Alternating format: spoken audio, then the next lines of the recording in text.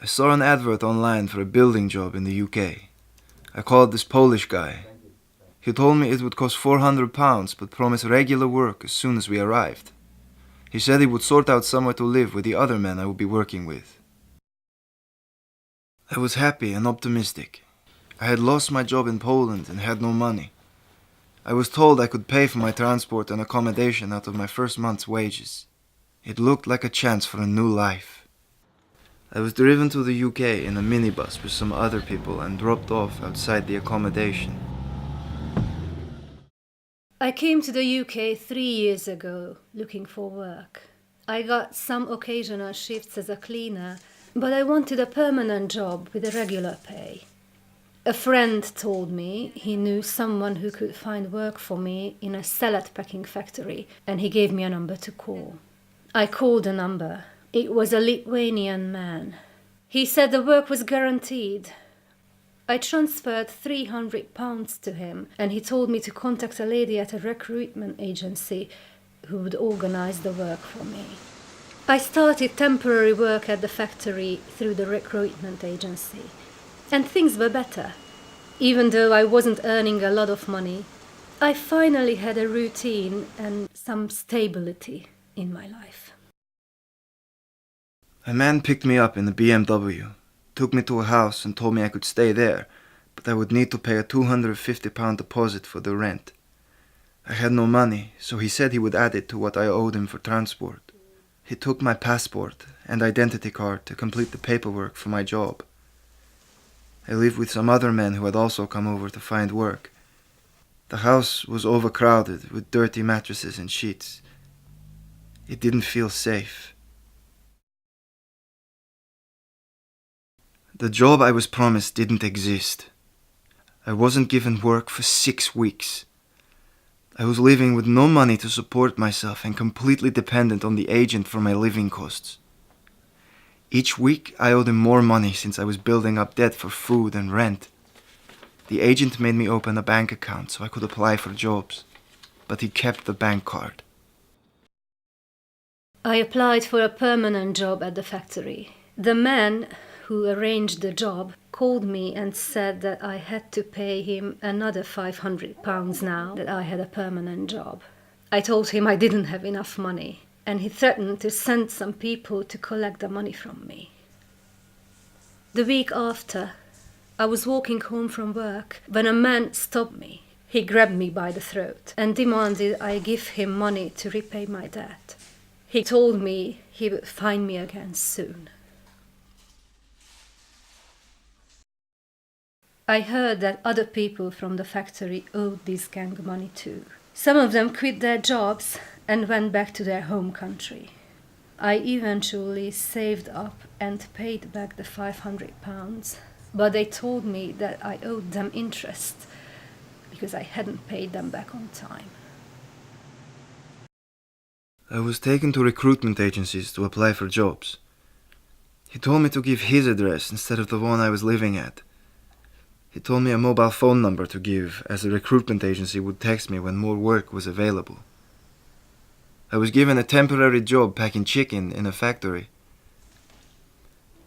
As soon as I was paid each week, he would use my bank card to take out all of my wages to cover the money I owed for travel and accommodation. He gave me only £20 a week to buy food.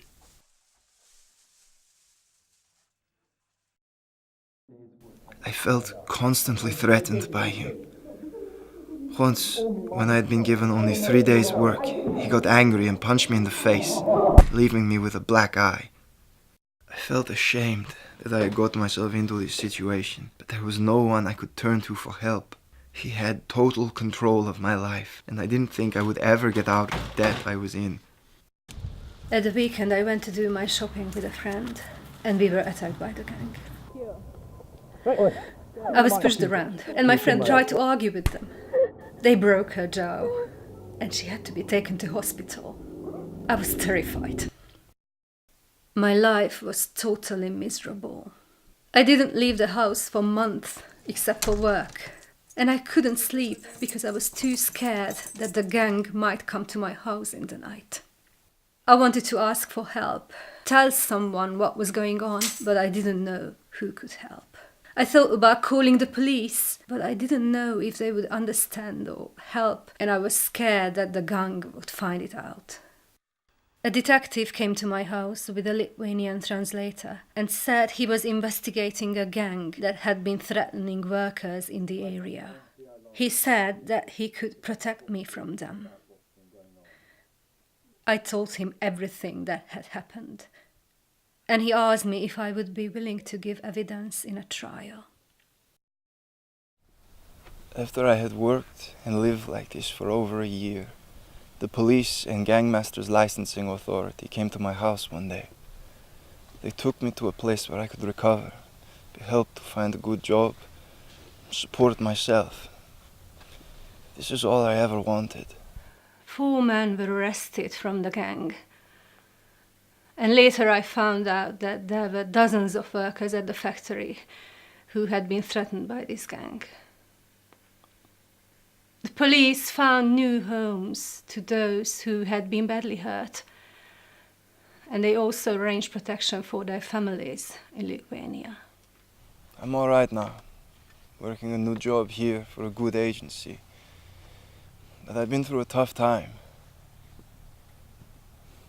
When I look back at everything that's happened, I realize how easy it is to get trapped in a really bad situation. I should never have paid for a job that I didn't know existed. I should never have paid for a job. This is not legal in the UK. I should never have given away my passport and identity card. By then, it was already too late. I should never have got into debt with someone I didn't know or trust. I was stuck in debt to him, and he controlled my bank account. I was afraid that he would attack me if I did anything wrong. I know there are still many more people who are trapped like I was. If my story sounds like yours, or someone you know, please be aware there are several ways to get help and to get out of this position. Don't get trapped like I was. And if you know anyone who is, contact the Gangmasters Licensing Authority or Migrant Help.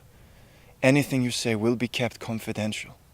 If you are being threatened, or you think you are in immediate danger, please call the police by dialing 999. Don't suffer in silence.